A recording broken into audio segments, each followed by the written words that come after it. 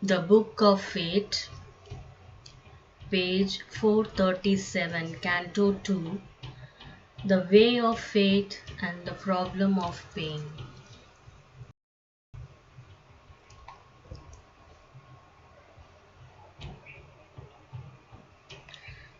A silence sealed the irrevocable decree, the word of fate that fell from heavenly lips, fixing a doom no power could ever reverse.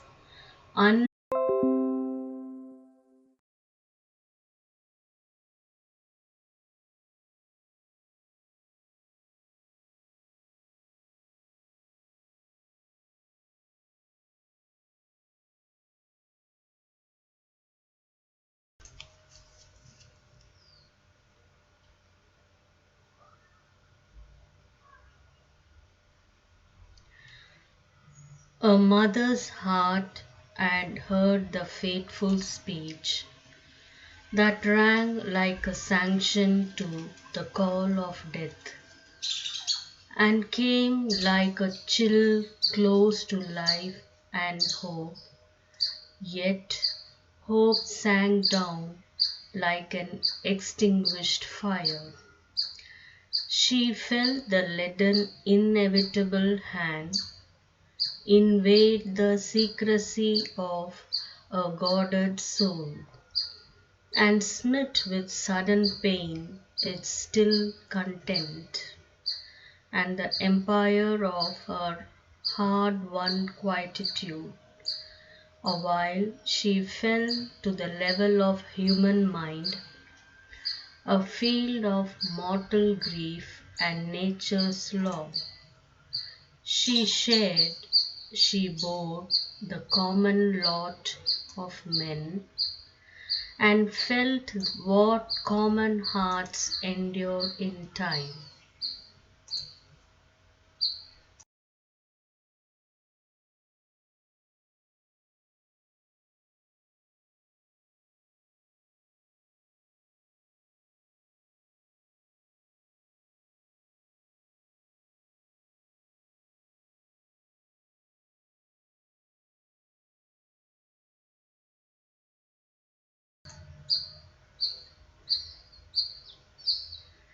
Voicing Earth's question to the inscrutable part, the Queen now turned to the still immobile sphere, assailed by the discontent in nature's depths, partnered in the agony of dumb driven things, and all the misery, all the ignorant cry, passionate like sorrow questioning heaven, she spoke.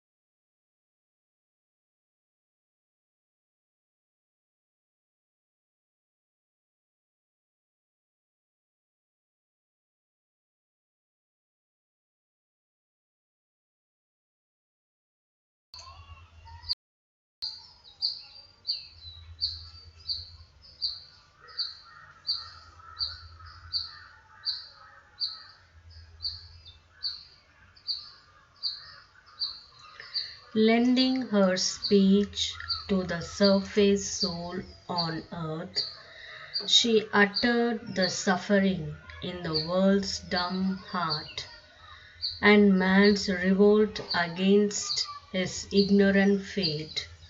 O seer, in the earth's strange twine-natured life, by what pitiless adverse necessity, or what cold freak of a Creator's will, by what random accident or governed chance, that shaped a rule out of fortuitous steps, made destiny from an hour's emotion, came into the unreadable mystery of time, the dire mystery of grief and pain. Is it thy God who made this cruel law? Or some disastrous power has marred his work, and he stands helpless to defend or save? A fatal seed was sown in life's false start, when evil twined with good on earthly soil.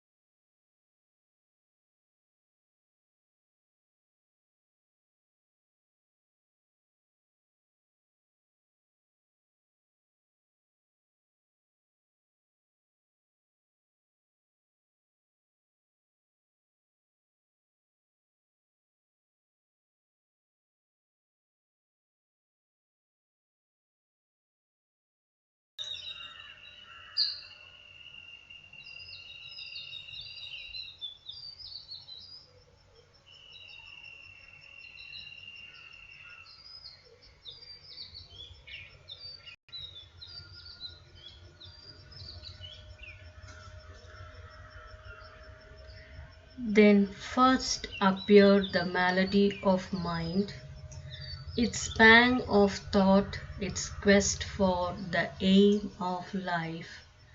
It twisted into forms of good and ill.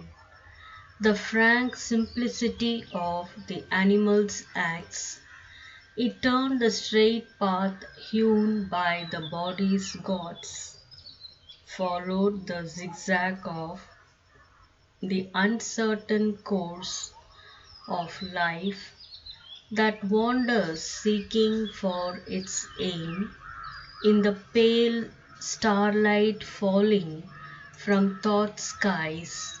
It guides the unsure idea, the wavering will.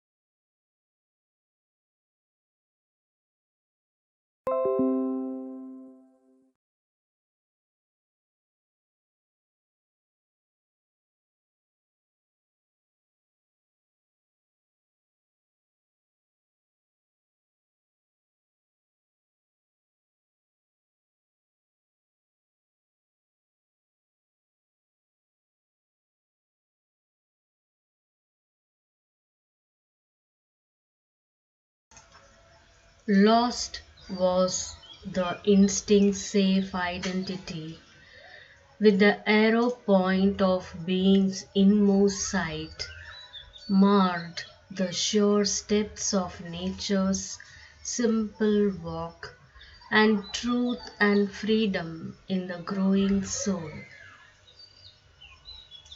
Out of some ageless innocence and peace, privilege of souls not yet betrayed to birth, cast down to suffer on this hard, dangerous earth, our life was born in pain and with a cry. Although earth nature welcomes heaven's breath, inspiring matter with its parts, as cunningly are planned, contrived ingeniously with demon skill, its apt, inevitable heritage of mortal danger and peculiar pain. Page 439. Its payment of the tax of time and fate, its way to suffer and its way to die. This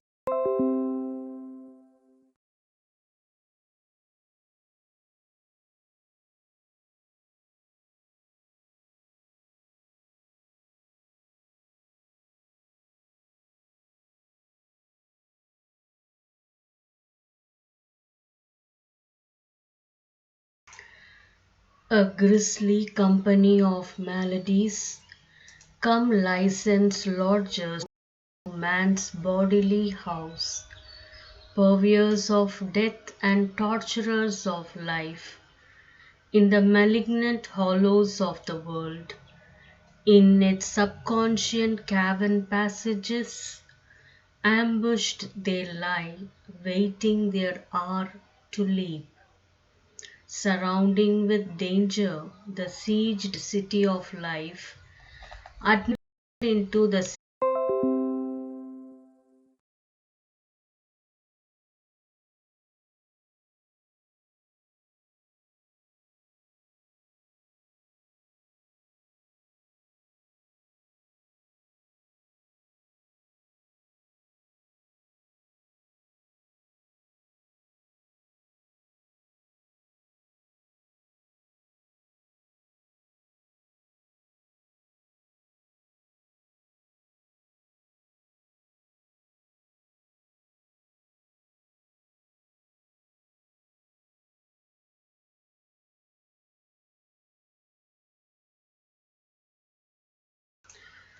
out of their holes like beads they creep and gnaw the chords of the divine musician's lyre, till frayed and thin the music dies away, or crashing snaps with a last tragic note, all in the bazaar of blind destiny. A gift of priceless value from time's gods, lost or mislaid in an uncaring world. Life is a marvel mist, an art gone wry.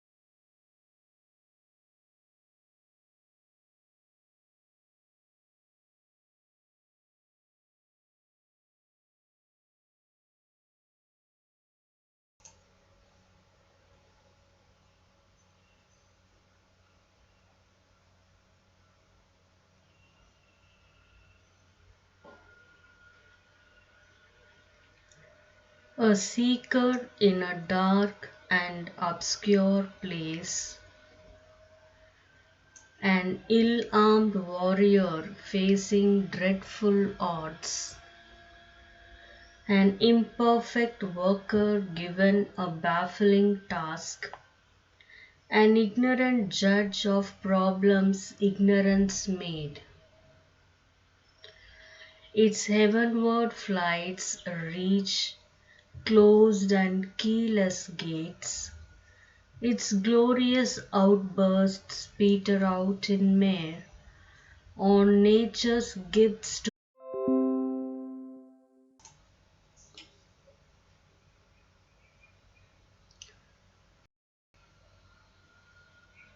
page 440. All walks inarmed by its own opposites. Error is the comrade of our mortal thought, and falsehood lurks in the deep bosom of truth. Sin poisons with its vivid flowers of joy, or leaves a red scar burnt across the soul. Virtue is a grey bondage and a gale. At every step is laid for us a snare, alien to reason and the Spirit's light. Our fount of action from a darkness wells, in ignorance and nescience are our roots.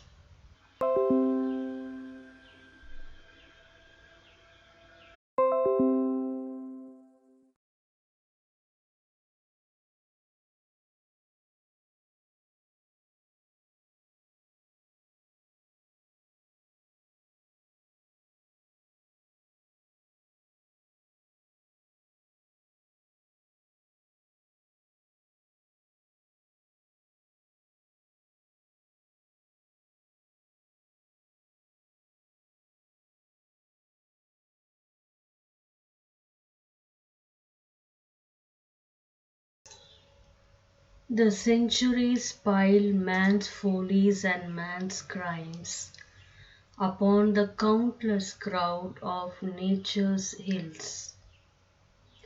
As if the world's stone load was not enough, a crop of miseries obstinately is sown by his own hand in the furrows of the gods. The vast increasing tragic harvest reaped from old misdeeds buried by oblivious time. He walks by his own choice into hell's trap. This mortal creature is his own worst foe.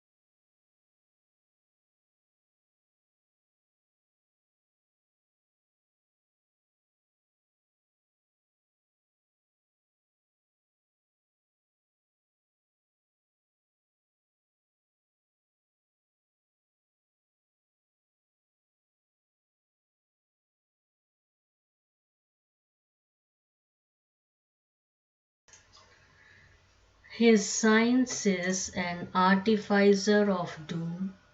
He ransacks earth for means to harm his kind.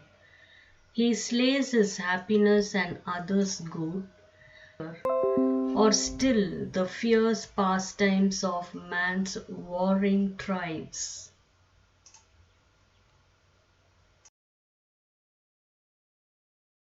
Recurs but brings no high result to this wanderer through the aeon rings of God that shut his life in their vast longevity, his soul's wide search and yearning hopes pursue the useless orbit of their course in a vain repetition of lost toils across a track of soon forgotten lives. All is an episode in a meaningless tale.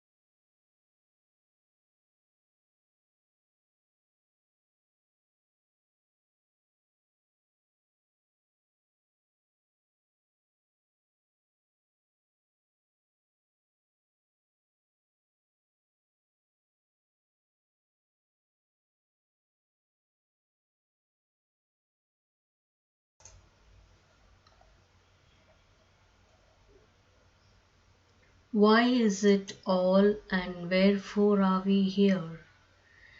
If to some being of eternal bliss, it is our spirit's destiny to return, or some still impersonal height of endless calm, since that we are, and out of that we came, whence rose the strange and sterile interlude, lasting in vain through interminable time. Who will to form or feign a universe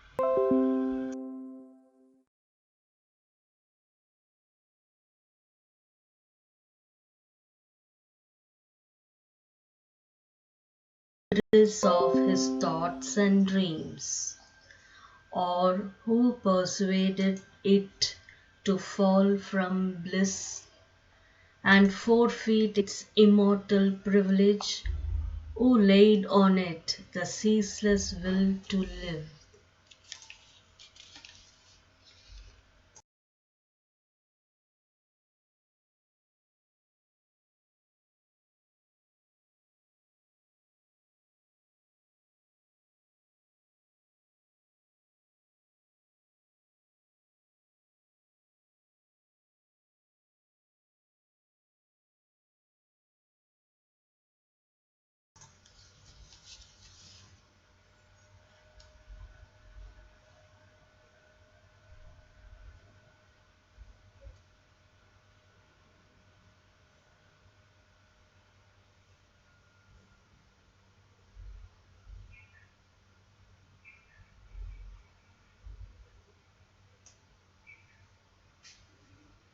Page 442.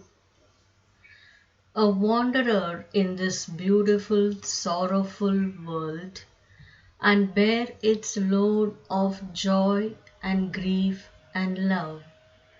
Or if no being watches the works of time, what hard impersonal necessity compels the vain toil of brief living things?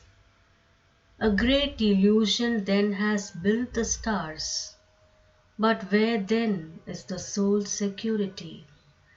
Its poise in this circling of unreal suns, or else it is a wanderer from its home, who strayed into a blind alley of time and chance, and finds no issue from a meaningless world.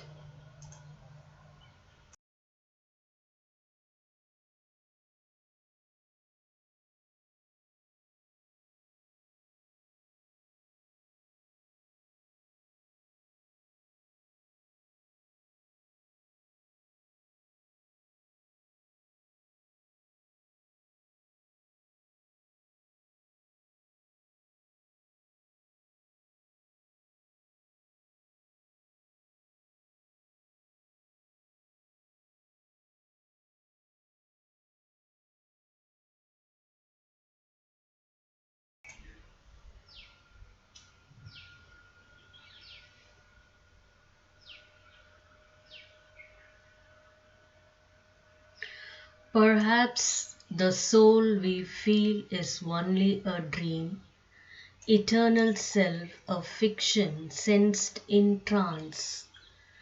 Then, after a silence, Narad made reply.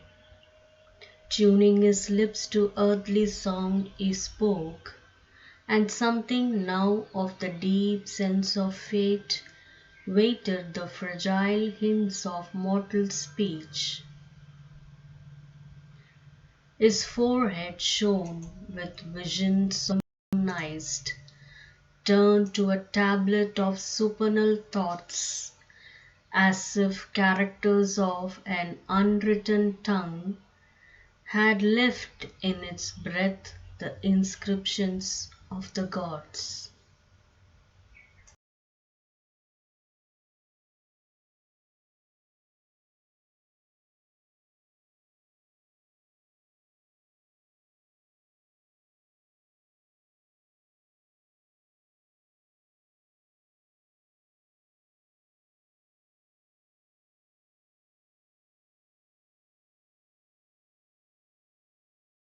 unfinished, which is aeoned flight unrolls, were mapped already in that worldwide look. Was then the sun a dream because there is night? Hidden in the mortal's heart, the eternal lives.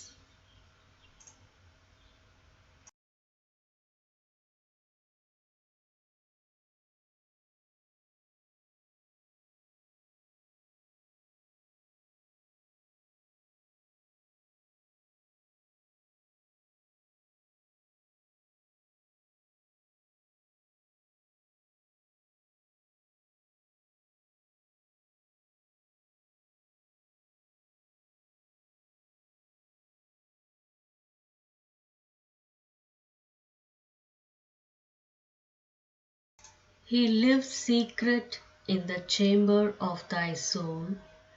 A light shines there, nor pain nor grief can cross.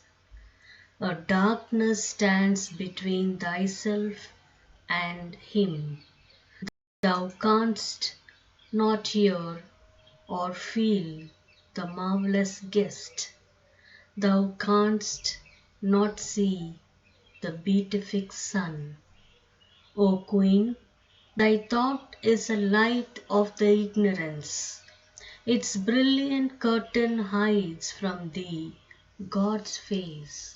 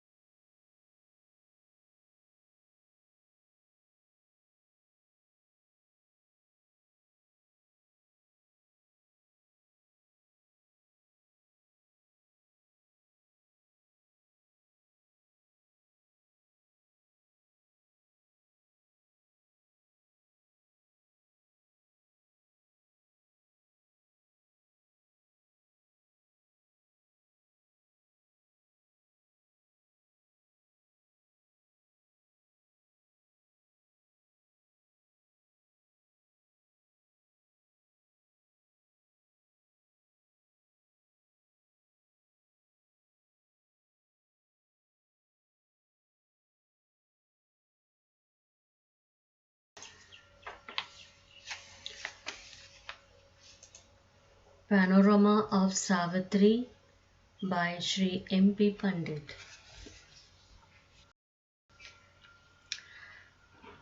O child, in the magnificence of thy soul, thou lendest eternity to a mortal hope. So, from yesterday's continuation, we see the synopsis of the red lines. Thou speakest a language that only the gods can speak, not human creatures. But Savitri is adamant. Narad at last has to satisfy the queen. She asks him, "What is this? My innocent daughter goes in search of a companion, and a dangerous fate lurking in the bushes springs at her vision of the phenomenon of pain. Why pain has to be there?" He says, "Pain came first, joy afterwards. Without pain, nobody would bother to progress. Pain is a chisel, chiseling men into greatness.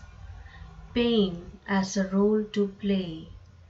He says, men are not content with their own suffering.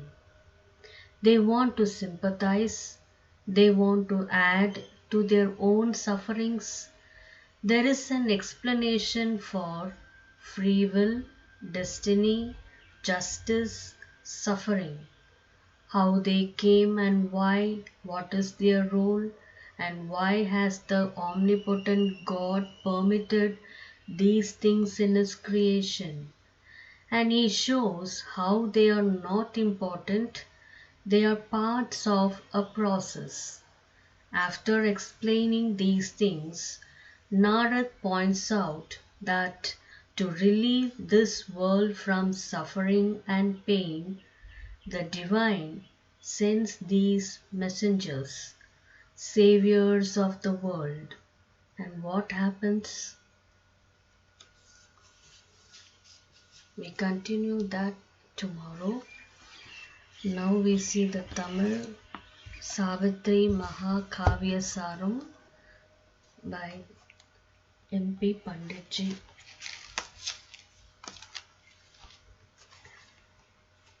சர்க்கம் 2 விதியின் போக்கும் வேதனையின் புதிரும். மனிதன் தானே தனது மிக கொடிய எதிரியாக ஆகிறான். அவனுடைய விஞ்ஞானம் அவனுடைய அழிவை படிப்படியாக உருவாக்குகிறது. காலத்தினிடமிருந்தும் சரித்திரத்தினிடமிருந்தும் அவன் எதையும் கற்றுக்கொள்வதில்லை. இங்கே அவனுடைய வாழ்வின் நோக்கம் என்ன? அழிவற்ற மெய்ப்பொருளான அவனுடைய ஆன்மாவை அதன் பேரின்ப வீட்டிலிருந்து துயரமும் வேதனையும் நிறைந்த இந்த உலக அரங்கிற்கு இறங்கி வர செய்தது எது?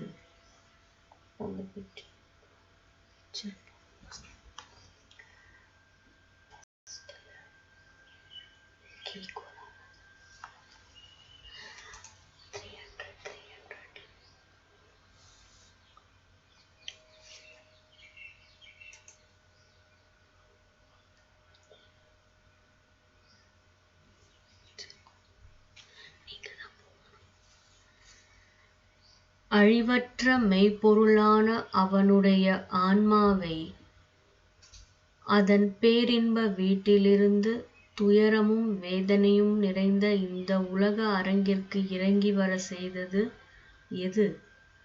பூவுலக வாழ்க்கையின் இந்த இயக்கத்தை கண்காணித்து உதவும் மெய்மை எதுவும் இல்லையா?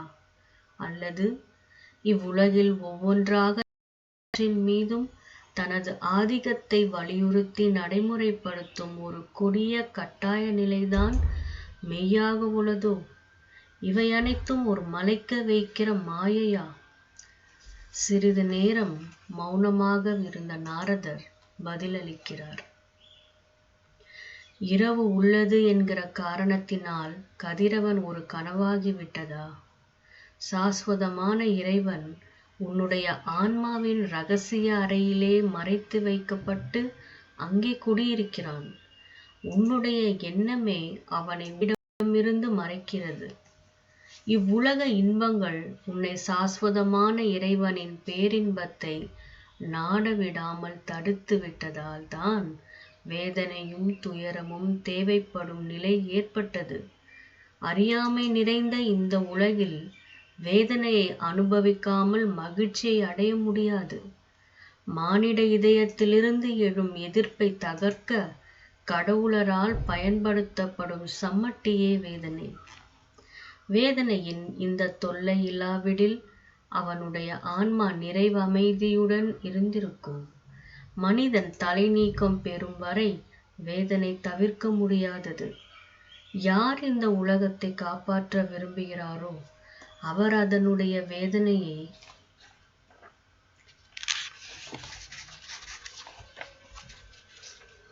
பகிர்ந்து கொண்டுதானே வேண்டும். அதுவே மனித உரு ஏந்தி வரும் இறைவனுக்குமான நியதி. சிலுவையும் கழுமரமுமே அவருக்கு கிடைக்கும் பாக்கியங்கள்.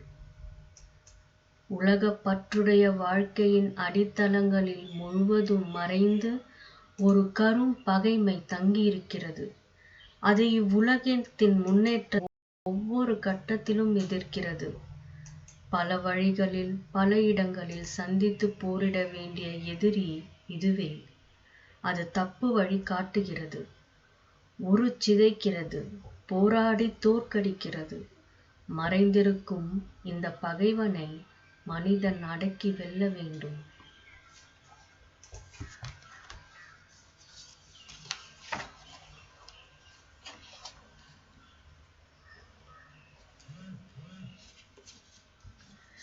Prayer to Sri Aurobindo.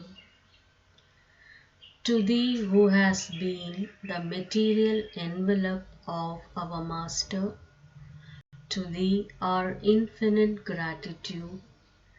before thee who hast done so much for us, who hast worked, struggled, suffered, hoped, endured so much, before thee who hast willed all, attempted all, prepared, achieved all for us. Before thee we bow down and implore that we may never forget, even for a moment, all we owe to thee.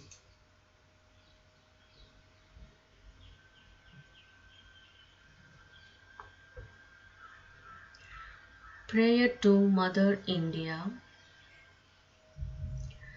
O our Mother, O Soul of India, Mother, who has never forsaken thy children, even in the days of darkest depression, even when they turned away from thy voice, served other masters, and denied thee.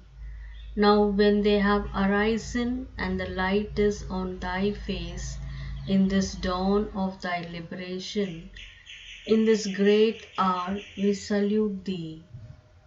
Guide us so that the horizon of freedom opening before us may be also a horizon of true greatness and of thy true life in the community of the nations. Guide us so that we may be always on the side of great ideals and show to men thy true visage as a leader in the ways of the Spirit and a friend and a helper of all the peoples.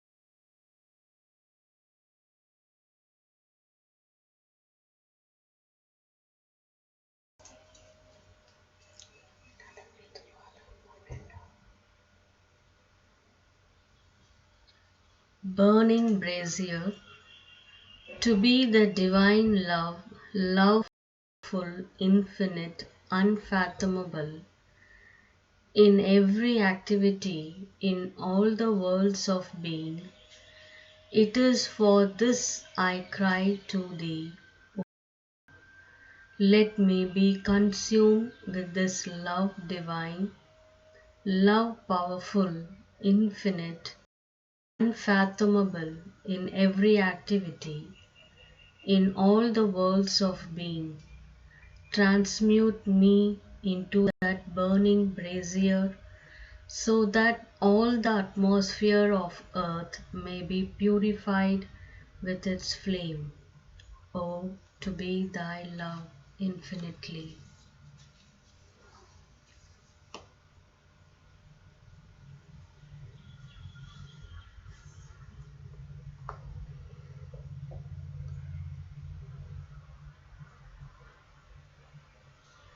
Sri Arvind அன்னையே, நாங்கள் இங்கு அனைவரும் தங்களின் பெயரால் ஒன்று கூடியிருக்கின்றோம். தங்களின் ஒளியையும் தங்களின் பாதுகாப்பையும் எங்கள் மீது படரச் செய்து, நாங்கள் அனைவரும் உங்களின் நூல் இழையாக இருந்து இந்த உலகத்திற்கு பிரதிநிதியாக தங்களின் ஒளியை ஏற்றுகின்ற ஒரு நெருப்பு ஜுவாலையாக இருக்க வேண்டும் என்று பிரார்த்திக்கின்றோம். தாயே, எங்களை உங்களின்